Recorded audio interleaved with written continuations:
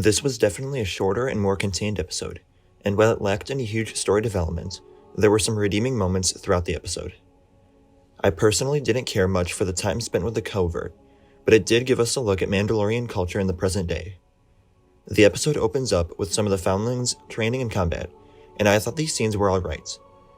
Most of the episode was fun enough to watch, but there was little that I found myself actually interested in. This opening scene was a bit slow for my taste, but not to the point where it bored me. Din has Grogu train with the other foundlings, and again I thought this was just alright. Not a lot to it other than seeing the new control and power Grogu has in the Force since last season. Grogu's jumping does look a bit weird to me on screen, which I think in part is due to how it's framed, but that's a small critique.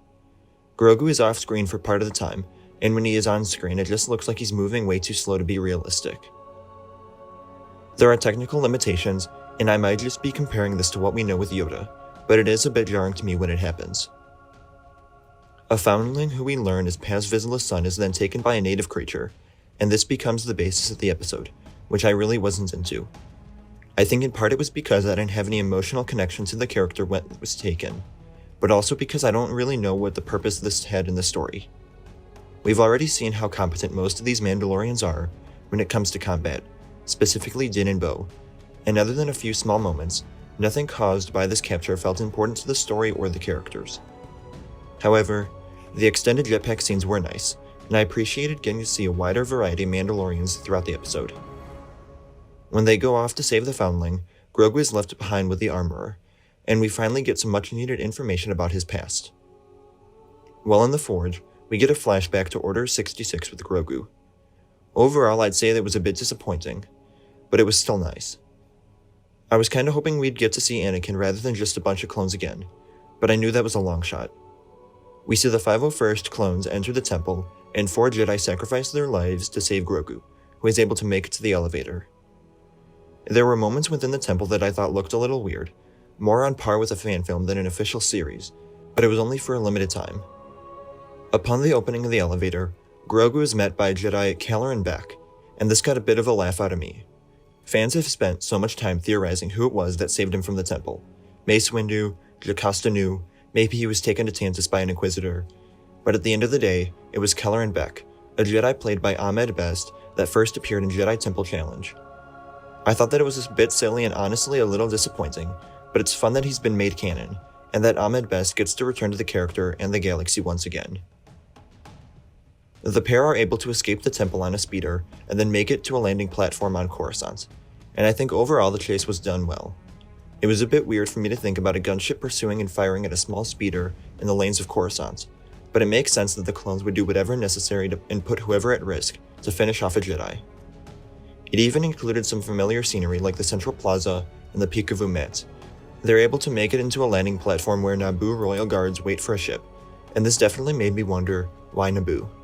I don't know if Beck has a connection to Naboo, if it has anything to do with Padme, or if we'll learn about it down the line. They escape the planet and enter hyperspace on the ship, and I assume we'll see more of this down the line. Thinking back on this scene, other than giving more backstory to Grogu, it didn't do much if anything to add to the present day story. It's not like it showed us a whole new side of the character, or has any deep connection to the story, so far at least. It's possible that we see more of Beck down the line, but this didn't help the thought that I was having throughout this episode, which was that there was no huge development or advancement for me to care about. We go back to the rescue party of the rest of the episode, and we see how Bo-Katan really seems to care about the rules of the covert, more than just a normal appreciation for hospitality.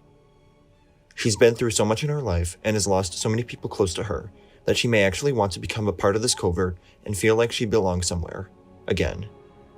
She's considerate about the rules and keeps the helmet on around other people. I wasn't big on the action at this point because I found it to be very chaotic and hard to follow, but it was short enough where I didn't mind it that much. After a successful rescue and a return home, we finally get something about the Mythosaur, which after initially seeing it has been one of my most anticipated story threads for the rest of the season. It starts off small, with Bo just wanting a signet on her shoulder pad, but then she finally tells the armorer about what she saw. She seems to brush it off, or at least not fully believe her, so I do wonder what impact this will have on Bo-Katan, and if she continues to tell more people close to her, or if she goes back to Mandalore to confront it again. I'll admit I've been a little bored with the story so far this season, but the Mythosaur story thread gives me hope that this season can turn into something really special. I also just hope that we can get more of an Imperial presence back in the episodes, because so far the conflicts each week have fallen flat for me.